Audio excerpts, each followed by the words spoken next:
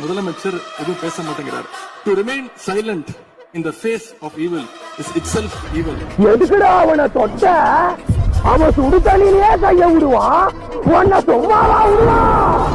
மாண்புமிகு எதிர்கட்சி தலைவர் பேசும்போது நிறைய பேசினாங்க. அதுல ஒண்ணு மட்டும் நம்மள இன்டைரக்டா ஈவில் அப்படின்ற அந்த வார்த்தையை யூஸ் பண்ணாங்க.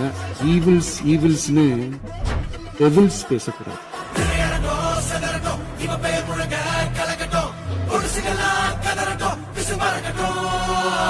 கடந்த 4 நாட்களாக திராவிட முன்னேற்ற கழகம் முதலமைச்சர் ஏன் பேசலன்னு சொல்லிட்டே இருந்தாங்க. இன்னைக்கு பேச ஆரம்பிச்ச உடனே